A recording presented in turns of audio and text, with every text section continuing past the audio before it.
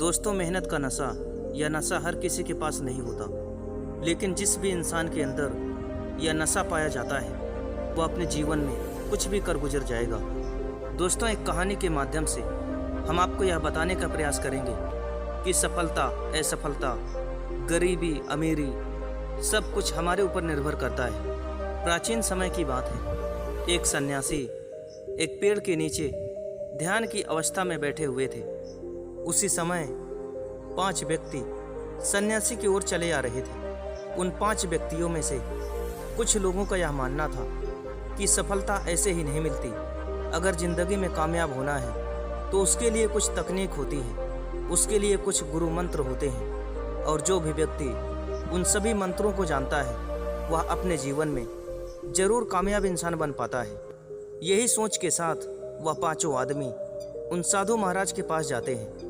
वहाँ पर जाने के बाद उन्होंने देखा कि साधु महाराज ध्यान की अवस्था में बैठे हुए हैं। इसके बाद उन 5 व्यक्तियों ने साधु महाराज के ध्यान से वापस आने का इंतजार कर रहे थे। कुछ समय बाद जब साधु महाराज ध्यान की अवस्था में से बाहर आए तो उन्होंने उन 5 व्यक्तियों को अपने सामने पाया।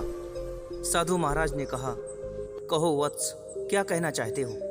आखिरकार तुम लोग मेरे पास क्यों आए हो?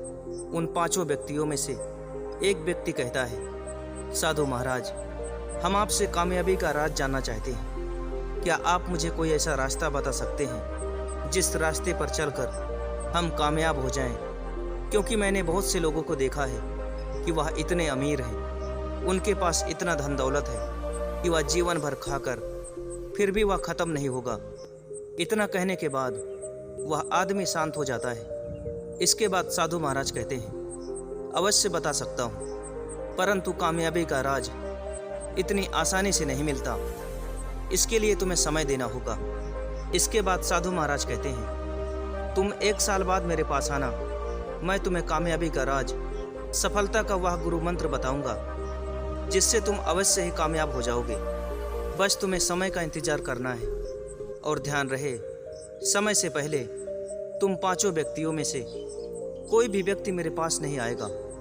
साधु महाराज के इतना कहने के बाद वह 5 आदमी अपने अपने घर वापस चले जाते हैं, और घर जाकर वह मन ही मन यह सोच रहे थे कि आखिरकार साधु महाराज हमें क्या बताना चाहते हैं, और वह भी 1 साल बाद हमें कौन सा गुरु मंत्र बताएंगे। लेकिन सभी को यह विश्वास था कि साधु महाराज जरूर हमें कोई रास्ता बताएंगे, नहीं तो 1 साल बाद हमें क्यों बुलाया होता।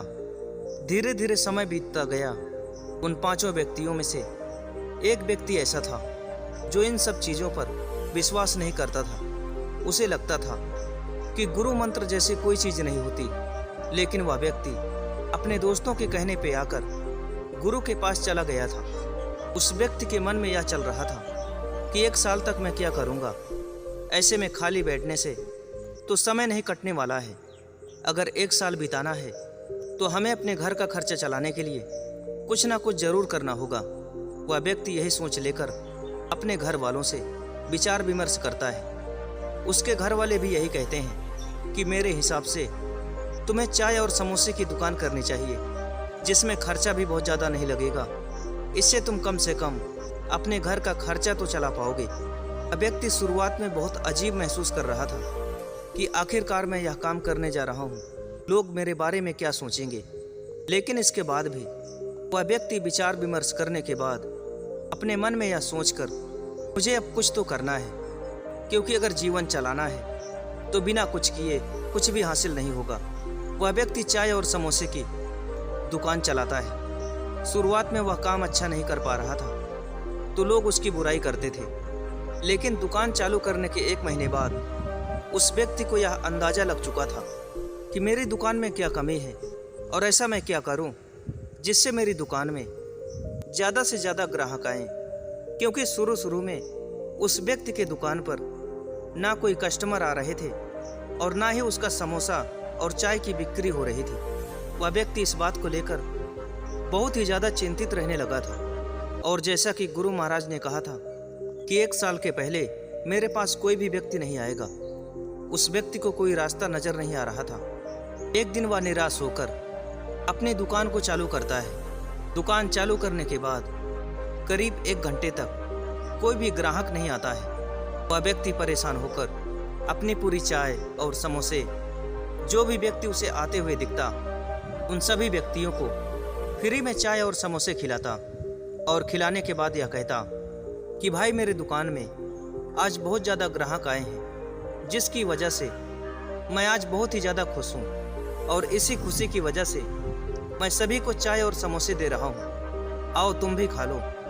वह सभी व्यक्तियों को चाय और समोसे खिलाता और सभी व्यक्तियों से कहता कि आज मैं बहुत खुश हूँ, मेरी दुकान में बहुत ही ज़्यादा ग्राहक आए हुए हैं, आज मैं सभी को फ्री में खिला रहा हूँ। सभी लोग खुश होकर अपने अपने घर चले जाते हैं और वह चाय वाला भी अपने दुकान को बंद करके वापस अपने घर चला जाता है। और जब सुबह होती है तो सुबह के समय वह व्यक्ति अपनी दुकान ओपन करता है और वह व्यक्ति देखता है कि सुबह के समय ही उसके दुकान पर ग्राहक की लाइन लगी है। सुबह सुबह ही लोग उसके दुकान पर चाय और समोसे के लिए आए हुए हैं। यह देखकर वह व्यक्ति इतना खुश हुआ कि चलो आज मेरी दुकान पे ग्राहक आए हुए हैं। वह व्यक्ति समय के साथ और अच्छा काम करता गया और एक समय ऐसा आया कि उस व्यक्ति की दुकान बहुत ही ज़्यादा प्रचलित हो गई। वह व्यक्ति अपनी कमियों को सुधार कर अपनी दुकान को इतना आगे बढ़ाता गया कि उसकी दुकान में 4 लोग और काम करने लगे। और ये सब कुछ होने में लगभग 1 साल का समय हो चुका था, जब एक दिन वह समय आया कि आज गुरु के पास जाना है, क्योंकि वह साधु महाराज जिन्होंने कहा था मैं तुम्हें कामयाबी का राज बताऊंगा, वह 5 व्यक्ति आपस में राय करके अपने गुरु के पास जाने का निर्णय लेते हैं और गुरु के पास जाकर उनसे कामयाबी का दोबारा राज पूछते हैं। कामयाबी का राज बताने से पहले साधु महाराज उन व्यक्तियों से पहला सवाल पूछते हैं कि तुम सब यहाँ से जाने के बाद 1 साल तक क्या कर रहे थे, वह तुम मुझे बताओ। उनमें से 4 व्यक्ति यह कहना शुरू करते हैं कि गुरुदेव हम तो अपनी ज़िंदगी से परेशान थे, हमारे पास कोई रास्ता नहीं था, इसलिए हम आपके पास आए थे।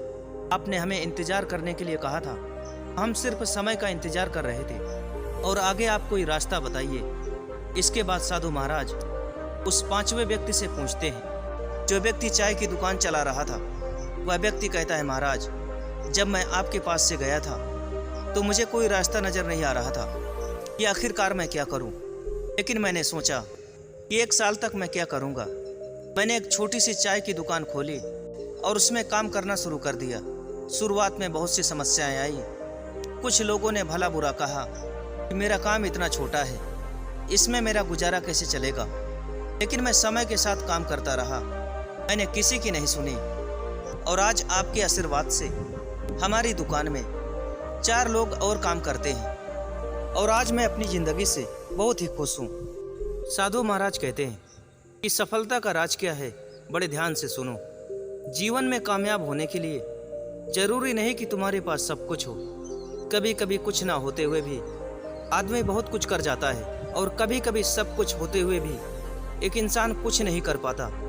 जैसा कि तुम चारों के पास ऐसे एक नहीं हजारों ऐसे मौके थे जिस पर काम करके तुम अपने जीवन को अवश्य ही बदल सकते थे, लेकिन तुमने कभी प्रयास ही नहीं किया।